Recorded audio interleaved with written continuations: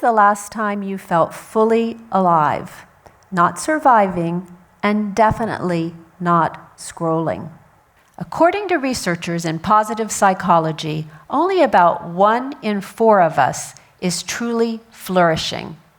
That means that roughly 75% of us are just meh, surviving, coping, getting by, but not feeling fully alive.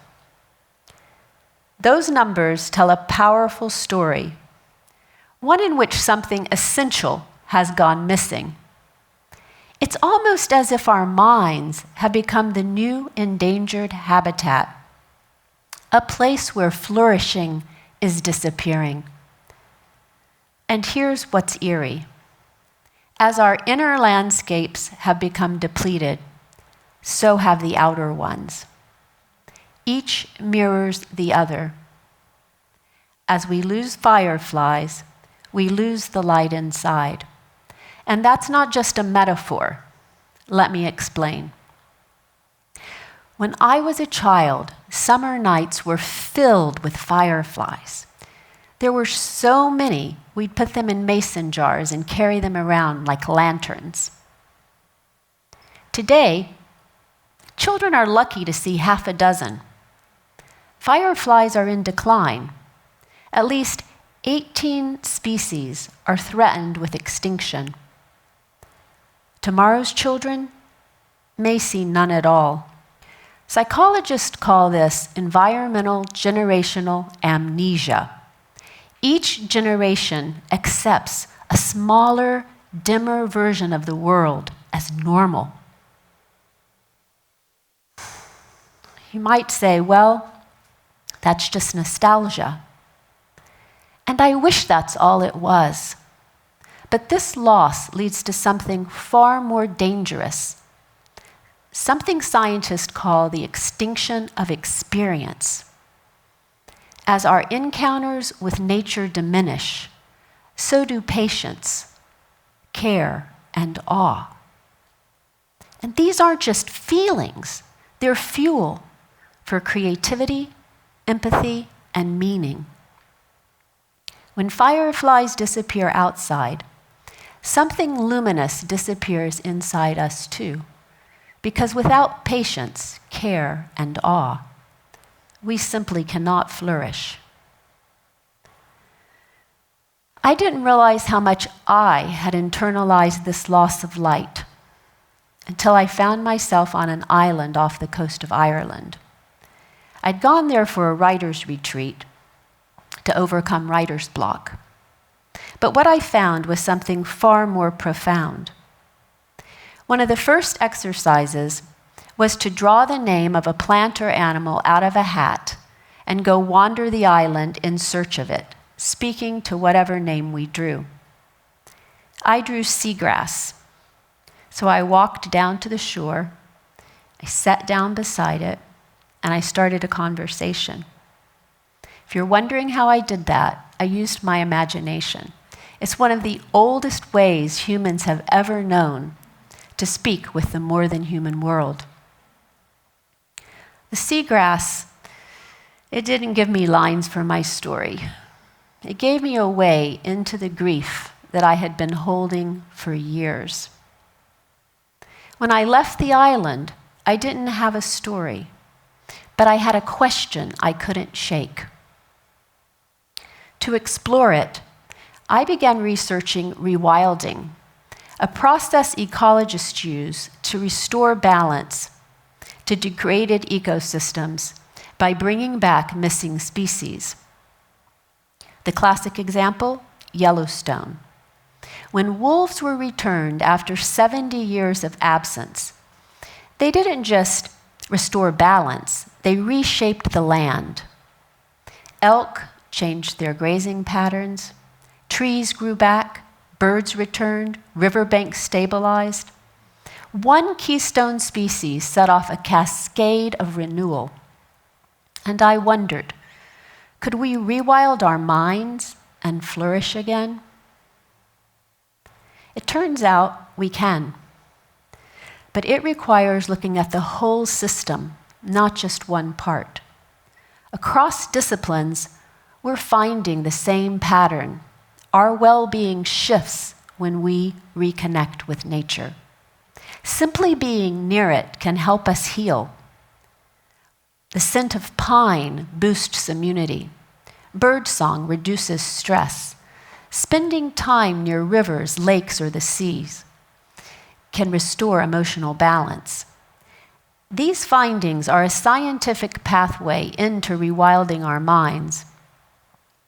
They remind us that human and planetary health are deeply intertwined, something our indigenous teachers have long known.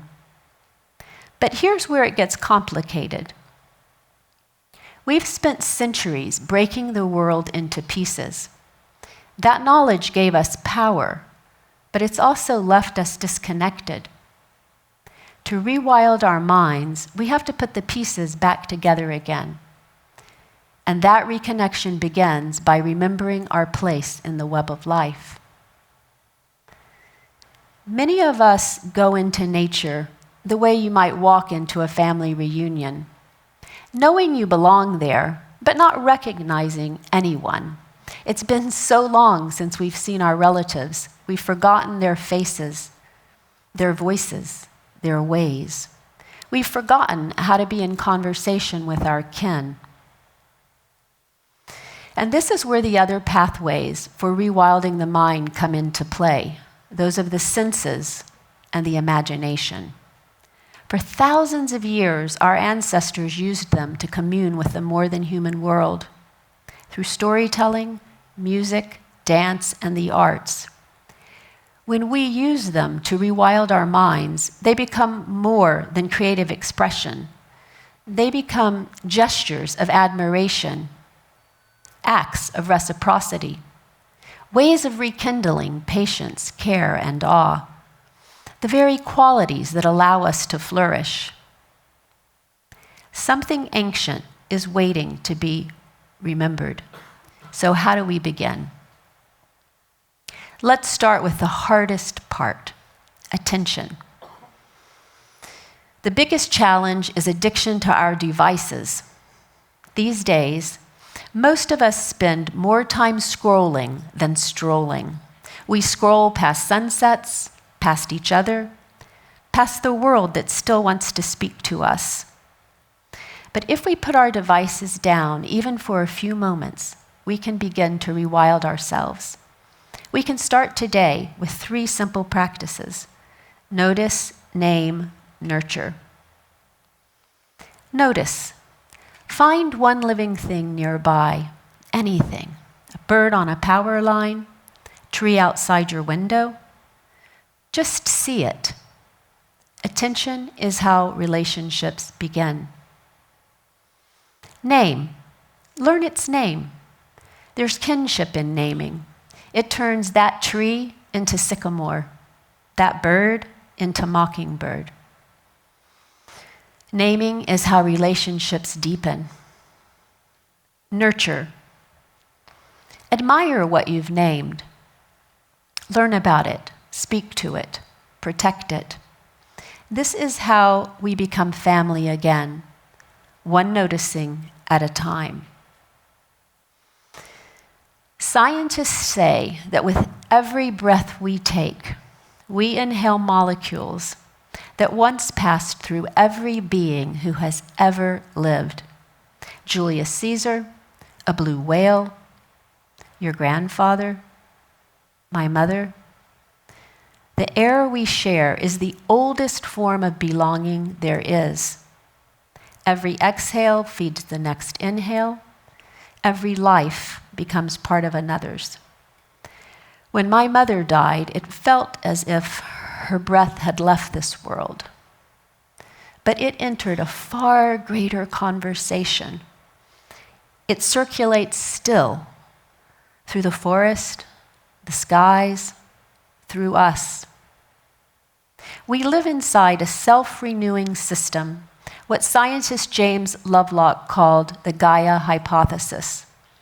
We're not separate from that system. We're expressions of it. In the Great Smoky Mountains, one of the few places they still gather in great numbers. Fireflies flash in almost perfect unison. No leader, no plan, just attention and response. When we notice, name, and nurture, we begin to rewild our minds, and that light inside begins to glow. 3 simple steps: notice, name, nurture. And then 1 light becomes 10. 10 becomes 100. 100 becomes 1,000. Imagine 1,000,000 of us lit up from within. Imagine what we could do. Because when we restore relationship, we don't just heal ourselves.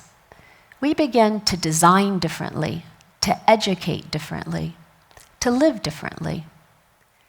When flourishing becomes the foundation of the future, we'll set in motion a cascade of restoration. Rainforests will stand, coral reefs will thrive, glaciers will remain. Because we are the fireflies. And when we embody that understanding, we'll change the course of the future and flourish together.